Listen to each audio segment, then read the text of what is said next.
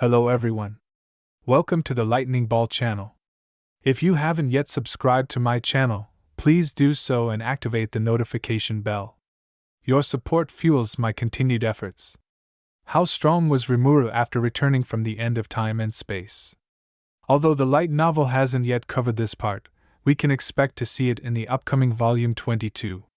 However, we can take a look at the final battle in the Tensura web novel, as many people are interested in this content. As mentioned before, the scene where Rimuru was banished to the end of time and space already took place in the web novel, but in the final moments. The web novel and light novel tell essentially different stories, so they can be considered as parallel universes with different events. Please remember that this episode belongs to the web novel, so don't get them confused.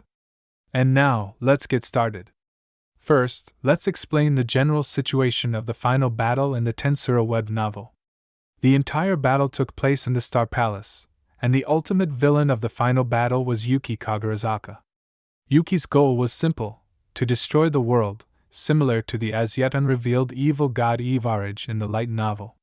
Yuki's appearance here in the web novel, however, was a major plot twist, because during the most of the Tenma Great War, it wasn't Yuki fighting, it was the malicious Velda controlling Yuki's body.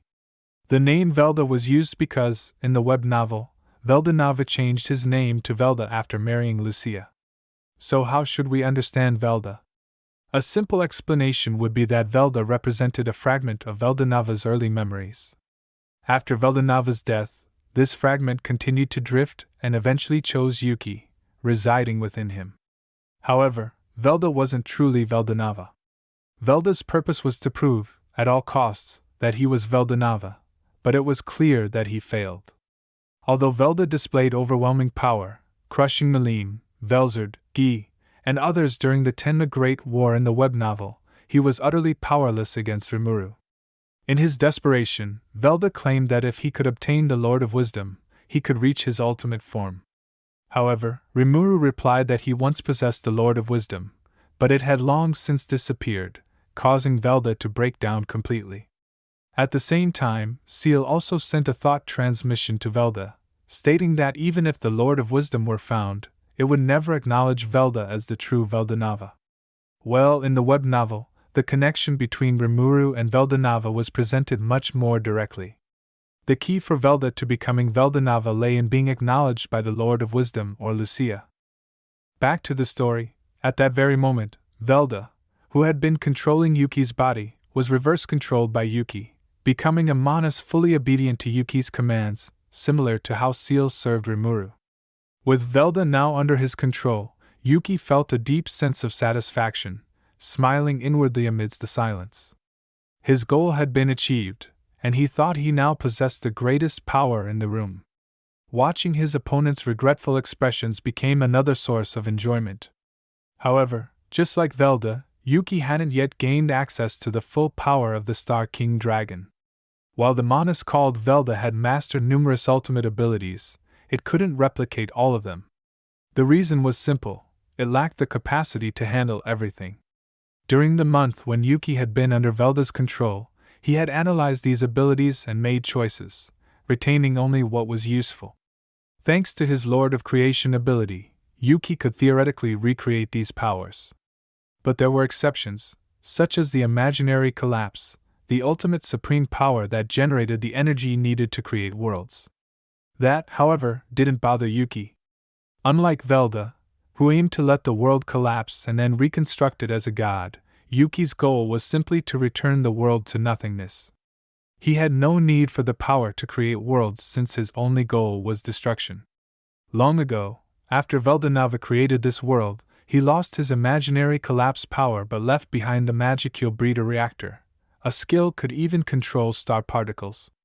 And using his brilliance, Yuki successfully replicated this ability as well. Yes, in the web novel, Yuki's power was undeniably formidable.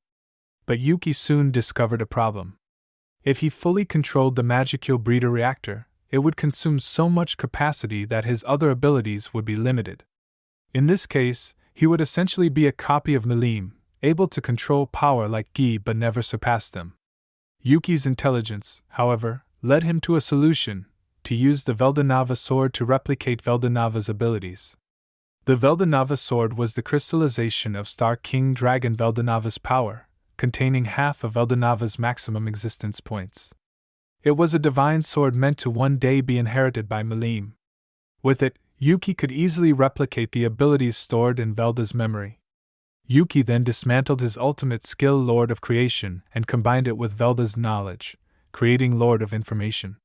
By installing it within the Veldanava sword, Yuki could access and use the selected abilities whenever he desired.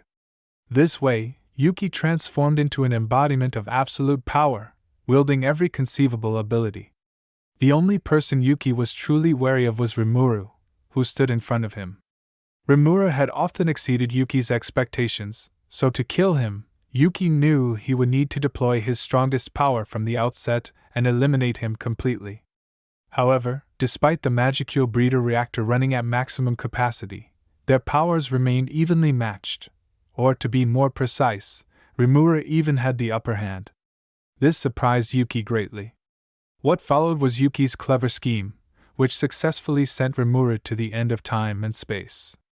The conversation at the end of time was largely similar to what occurred in the light novel, but with a key difference. Veldora, who had become Rimuru's sword, was also sent to the end of time and space but did not wake up like Rimuru did. Please check episode 127 for the detailed information. With Rimuru gone, his allies were left in confusion, not understanding what had just transpired. Yuki laughed maniacally, declaring that the greatest threat had gone on a long journey to a distant future, and that he had won. Upon hearing this, Malim nearly broke down in tears, collapsing to the ground in despair. On the other hand, Ramiris, unknowingly transforming into her adult form in her furiousness, began loudly encouraging everyone, insisting that Rimuru would be fine and that they should all combine their strength to defeat Yuki. Thanks to her words, Malim managed to stand up again, declaring that she would fight alongside Ramiris until the very end. Guy agreed, remarking that this seemed to be the final battle. Though Yuki appeared to be an invincible monster, Guy promised to give it his all. Velzard, calmly accepting the situation, told Guy that he would be with her until the end. Rudra's summoned memory, brought forth by the memory orb, arrogantly declared that after finally being revived, he had wanted to see what the world was like, only for it to end up like this. He said that if they won, Veldrind would have to show him the world. Veldrind, however, retorted with an exasperated sigh, reminding Rudra that he hadn't truly been revived but was just a memory summon, and that the most important task now was to find his reincarnation. Yes, Masayuki's plot was different in the light novel. Diablo let out his signature laugh, confidently stating that Rimuru-sama could never be defeated, but that he would protect the world until Rimuru-sama returned. Chloe also agreed, expressing her belief that Rimuru surely had a plan. Everyone shared their thoughts, and then unleashed their most powerful attacks with all their might. However, all of this was part of Yuki's plan. Since he could use almost all ultimate abilities through the Veldanava sword, he naturally had access to Lord of Gluttony as well. As the overwhelming, world-destroying energy approached him, Yuki once again smiled inwardly, mocking his opponent's ignorance. The perspective shifts back to Rimuru. Since the conversation at the end of time is quite similar in both the web novel and light novel versions, we won't repeat it here. The main difference is that the web novel version doesn't involve any mention of Hinata. Additionally, since Veldora had transformed into the mythic-grade weapon, the Veldora sword, he was also transported to the end of time and space and remained asleep within Rimuru's imaginary space. After the conversation, Rimuru issued the command to return to the moment of the final battle. It was at this point that Rimuru realized, although he had just woken up, Seal had been waiting for him throughout an incredibly long period. That was why Seal had displayed an uncontrollable joy in their earlier conversation. Not wanting to betray those feelings, Rimuru resolved to choose the world he believed was right. He vowed that this time he wouldn't lose, this time he would finish it. With that thought in mind, Rimuru returned to the past. As he jumped through time, he sensed a world-destroying energy rapidly approaching him, but he wasn't fazed. He simply swallowed the energy in one gulp, instantly replenishing the power he had used for the time wrap. Yuki, upon sensing the sudden disappearance of the energy, screamed in shock. Although Rimuru had aimed to return at the exact moment when Yuki had banished him to the end of time and space, there had been a slight miscalculation. He was a little late. By this time, Guy, Ramirez, Melim, and the others had already started their counterattack. However, it didn't matter since no one had been hurt in the meantime. From their perspective, Rimuru had only been gone for a brief moment. A rainbow-haired woman nervously asked Rimuru if it was really him, clearly unable to grasp the situation. Rimuru didn't think much of it, and immediately asked her who she was. But after sensing her aura and state, he realized it was Ramirez, who had grown up. The novel describes her hair as rainbow-colored instead of gold, though what color it might be in the light novel remains unknown. Ramirez, panicking, started to rant at Rimuru, saying she had been worried to death. Melim chimed in, expressing how Rimuru had suddenly disappeared without a trace, and that his aura had completely vanished, making her think he had really been flung into the future. Guy, on the other hand, was more composed, commenting that since Rimuru had just nullified their combined attack so effortlessly, it seemed he had grown even stronger. Yes, the attack Rimuru had swallowed was the strongest combined strike from Guy, Melim, and Ramirez. However, Rimuru didn't think it was worth mentioning, as such an attack wouldn't have hurt Yuki at all and would have only served to strengthen him. Compared to everything else, Rimuru looked at himself and noticed that his appearance had become more adult-like. However, there were still no distinct gender characteristics, so calling it growth didn't seem to hold much meaning. Rimuru turned to Guy and told him that he would handle Yuki himself. Hearing this, Guy didn't argue, instead putting away his sword and crossing his arms. He remarked that this time, it seemed like Rimuru wouldn't lose and that the victory was certain. Ramirez, standing nearby, teased Guy, saying that it was best not to say such flag-raising lines, but then added that there didn't seem to be any room for flags this time anyway. As she mumbled this, Ramirez's body gradually shrank back to her original form. Diablo, who appeared to have known all along that Rimuru-sama would return, gazed at Rimuru with a look of utter admiration. Chloe, on the verge of tears, also sheathed her sword, just like Guy. Not wanting to betray everyone's trust, Rimuru turned to Yuki and declared that it was time to end Yuki's pointless game. Yuki, his eyes bloodshot, yelled in disbelief, unable to accept that Rimuru had returned from the end of time and space. His expression grew increasingly twisted. Rimuru looked at him with some pity, explaining that while he and his partner had indeed fallen for the trap, unfortunately, such tricks didn't really matter to him. Yuki shouted in denial, claiming that it was impossible for Rimuru to have leaped through time and space, from the end of everything to his desired moment and place. If Rimuru could do such a thing, it would mean he had surpassed even the gods. Yuki mumbled to himself, unable to accept the reality. Then, all of a sudden, Yuki gathered all his strength and swung the mighty Veldanava sword at Rimuru. Rimuru didn't dodge. Despite Yuki's lightning-fast swordsmanship combined with the sword of the creator god, Rimuru stopped the strike using only his thumb and forefinger. Glancing at the shocked Yuki, Rimuru lightly kicked him.